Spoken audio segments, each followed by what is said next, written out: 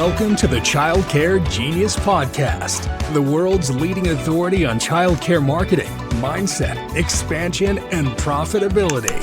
Our host, Brian Dupre, is the world's most sought-after child care coach, having helped tens of thousands of child care owners from around the globe take their business to the next level. Let's welcome to the Child Care Genius Podcast, our host, Brian Dupre.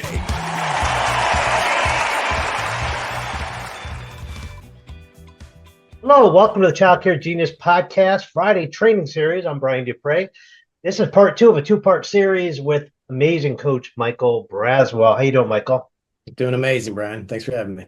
Awesome. Well, thanks for coming back for another week. Last week we had a great podcast talking about why you might want to fire your bookkeeper and learn finance yourself.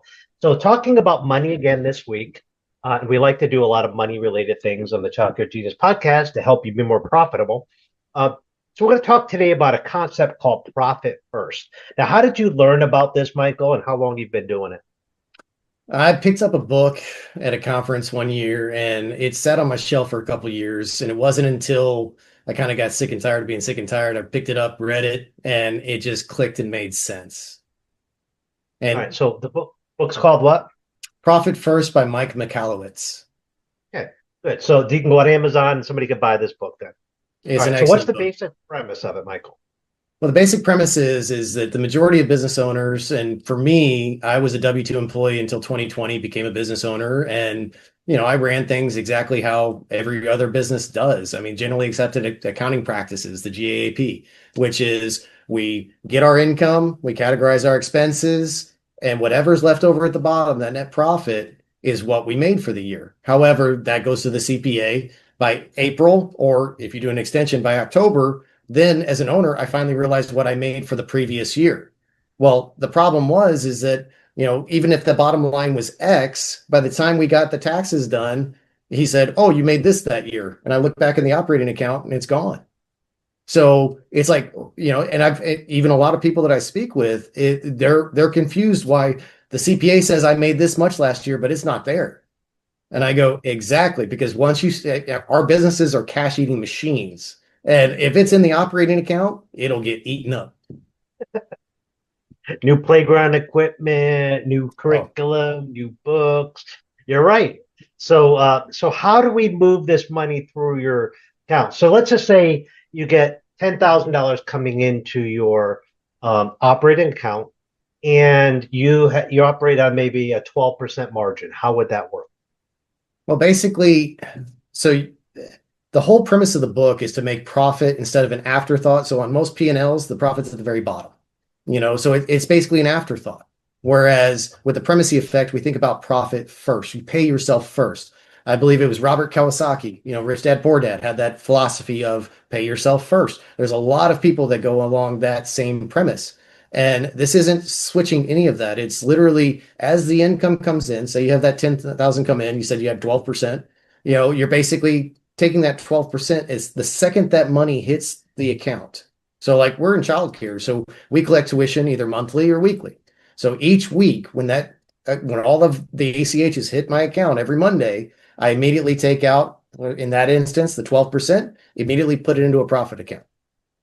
By doing that, and there's other steps and there's other accounts, so a tax account and some others. But the whole premise behind that is operations will consume what is there. So it's by making profit a primacy, and you don't do it. A lot of people get afraid in our industry that, we don't want to be profit hungry and everything else like that. And I get that. It's not about that. It's about the health of your business. Because if your business isn't healthy, if you as the owner aren't healthy, you're not going to have a business very much longer. So it is, for the health and longevity of your business, imperative that you set up retained earnings for your business. How are you going to do that if you're not carving out profit? So that's the whole point, is you take, as soon as the money comes in, you put it into the profit account. It's away, out of sight, out of mind, untouched. And operations will have to survive on what's left over. Now, Michael, you're not taking this money and putting it right in your personal checking account every week or month, right? Okay. Well, how are you keeping? How often do you pull it into your personal So that depends on you because basically you could, go a quarter, you could go 6 months, you could wait till the end of the year. A lot of people, some people, they wait until the CPA's massaged everything.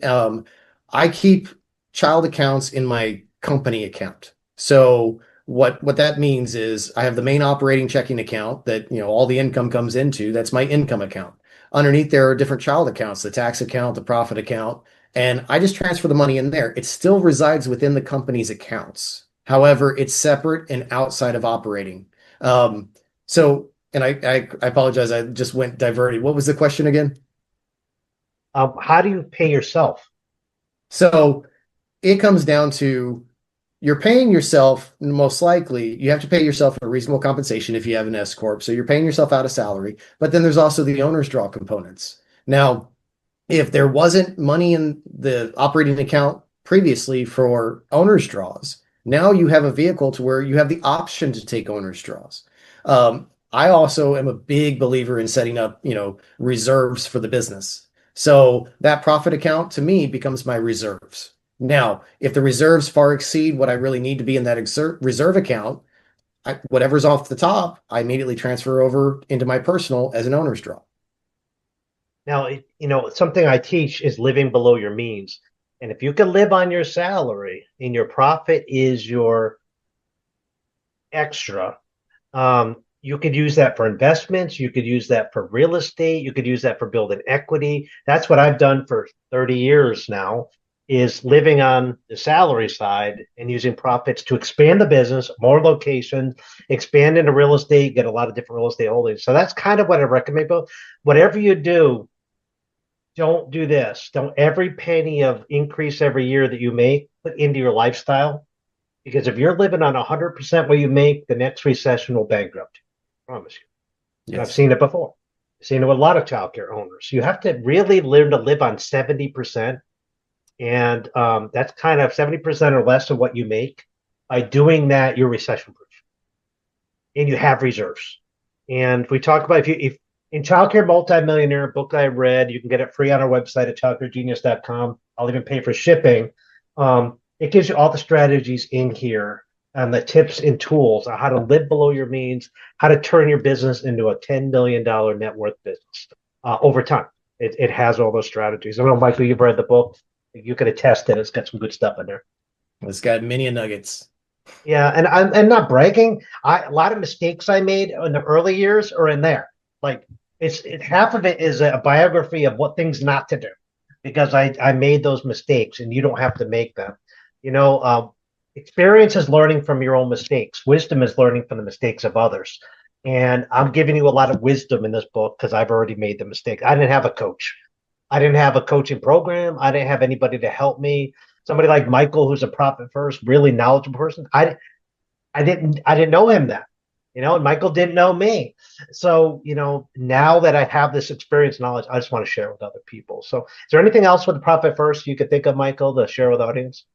A lot of people get a little wary thinking that it's a change in their bookkeeping or a change in their accounting or anything like that. It's not. It's literally how you manage your money. That's all it is. You're just tweaking a little bit of how you're changing. So don't be fearful of it. And don't also think that I'm immediately going to carve out 15% profit if you're not taking profit today. So start out small, start at 1%, start at 5%, as long as it is not in detriment to the business operations. So always keep business operations in the forefront of your head. And then choosing to see what goes over. So if you're seeing a lot of money left over at the end of the month, then you've got profit that you can carve out. So you could start looking at those numbers there. You could look at your previous tax returns and see where did we land. Use that as like a basic stepping stone. So it is one of those to where it's a small tweak, but at the end of the day, you can start setting and knowing where you're going to end at the end of the year instead of wondering, what did I make last year? And that's it's just, again, feelings over facts. I would rather have the facts and the hard numbers than just feeling that I'm doing okay.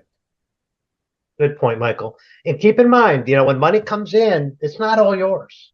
Your landlord needs some, the electric company needs some, water company, taxes. There's a lot of things that come out.